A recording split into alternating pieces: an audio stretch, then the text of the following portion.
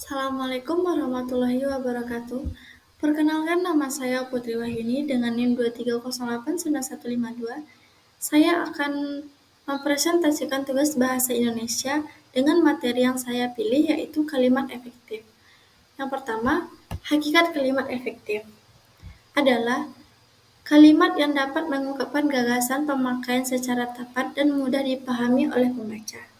Kalimat efektif juga dikatakan sebagai kalimat yang benar dan jelas dengan mudah dipahami oleh orang lain secara tepat. Kalimat yang demikian disebut dengan kalimat efektif. Yang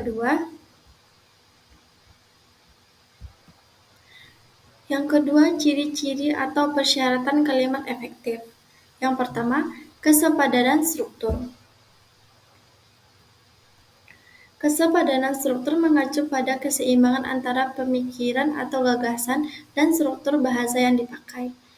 Adapun ciri-cirinya sebagai berikut: kalimat tidak mempunyai subjek dan predikat yang jelas, tidak terdapat subjek yang ganda, beberapa kata penghubung interak kalimat seperti sehingga, dan, atau, lalu, kemudian, sedangkan, dan bahkan tidak digunakan pada kalimat tunggal. Yang kedua, kehematan kata. Kehematan dalam kalimat efektif adalah menghindari penggunaan kata frase atau bentuk lain yang tidak perlu, yang mana tidak menyalahkan kaidah tata bahasa dan tidak mengubah makna kalimat.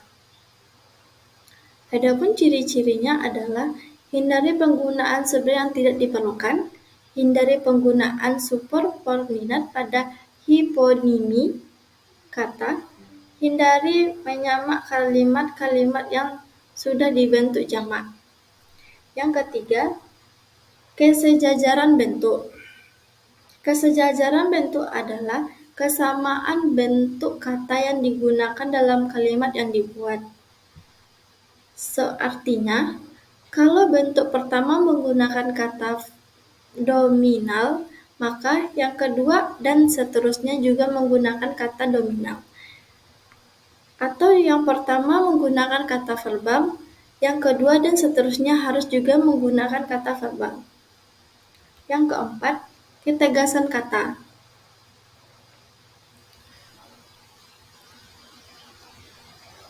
Ketegasan atau penekanan adalah menonjolkan ide pokok dalam kalimat.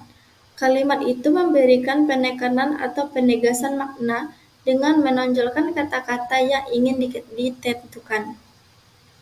Adapun ciri-cirinya adalah meletakkan kata yang ingin ditonjolkan maknanya di depan kalimat. Yang kedua, membuat urutan kata secara bertahap sehingga akan menghasilkan makna yang lebih bermakna. Yang ketiga, melakukan pengulangan kata. Yang keempat, menggunakan partikel penegas sehingga akan menghasilkan kalimat yang sesuai dengan maknanya. Selanjutnya, kelogisan kata. Kelogisan adalah ide yang ada dalam kalimat itu dapat diterima oleh akal dengan sesuai dengan ejaan yang berlaku. Kelogisan dilihat dari segi makna kalimat yang disusun dengan penulis. Salah satu cara untuk membuat kalimat logis adalah dengan memperhatikan struktur susunan unsur kata yang akan dibuat. Jika susunan kata atau unsur yang akan dibuat tidak tepat, maka akan menghasilkan keaburan makna kalimat. Oleh karena itu, disusun untuk kata mempengaruhi kelogisan kalimat yang mana ditinjau dari segi makna kalimat. Selanjutnya, kepaduan makna. Kepaduan dalam kalimat efektif dimaksud sebagai paduan pernyataan dalam kalimat itu sehingga informasi yang disampaikan tidak berpecah-pecah. Adapun ciri-cirinya sebagai berikut: hindari penggunaan kalimat yang panjang dan bertele-tele. Yang kedua, kalimat yang padu menggunakan kata aspek, agen verba secara tertib dalam kalimat-kalimat yang dipredikat personal. Yang terakhir, kecermatan.